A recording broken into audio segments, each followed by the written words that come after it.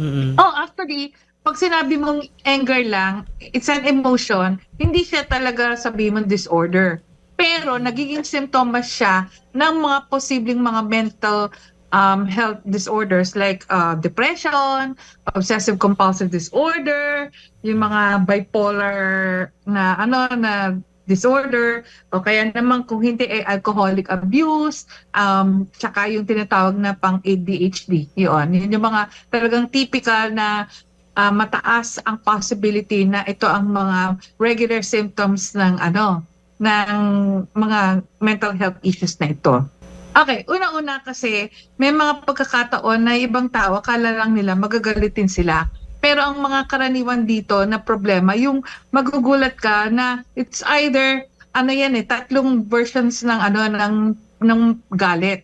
Outward, yung sobrang galit mo na to the point na naninigaw ka, nananakit ka, at saka at the same time, yung bang hindi mo makontrol na paggigil na gigil ka, talagang pwede magkaroon ng physical manifestation.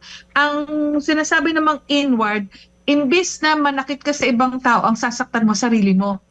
Tapos, Oo. yung tinatawag naman passive, sobrang tahimik ka na biglang magugulat na lang, pwedeng all of a sudden magiging explosive. So, Oo. yun yung mga talagang nakakatakot na mga face. Yung outward, kaya nakakatakot kasi talagang pag nagalit, tuloy-tuloy siya. Ang inward naman, matatakot ka kasi pwedeng saktan yung sarili mo, matay naman. And then pag passive, pag sumabog, todo-todo. Talagang yung akala mo nag-amok na Oo. hindi mo na Uy, nakakatakot mapipigilan. yun, Nok, yung mga ganun. Pag sinabi mo yung mga anger management, meron talagang ang mas maganda dito is actually a support group. Hindi yung sasabihin mong individual lang. Kasi kumisan, wala kang makakumparahan eh, ng pag sinabi ako magagalitin na akong tao. So ikaw, kina-counsel mo na siya, ina-address mo yung mga issues na ganito. Pero kung merong ibang tao na magsasabi, ako nga umabot sa ganito, kumisan mas mabilis yung possibility ng realization nila na, ay, ganun ba? Parang ako pala talagang kinakailangan ko na maintindihan ko rin yung pamilya ko na nagsasuffer pala sila pag ganito. Kasi merong silang na hindi competitive ito, nagko-compare sila kung ano yung mga possibility na pare-parehas pala kami may anger management issues. And then, sometimes, you are put into a test. Mas madali kasi na itetest mo yung isang tao na merong ganitong klaseng issues. Tapos,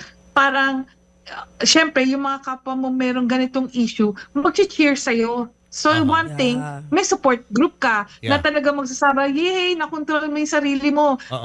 Parang ikaw din, achievement on your part na nagawa mo yung ganito na mapigilan mo or makontrol mo yung galit. Kasi kung sasabihin mong support group, pamilya mo lang, baka mamaya yung members of the family mo, lahat naman sila magagalitin.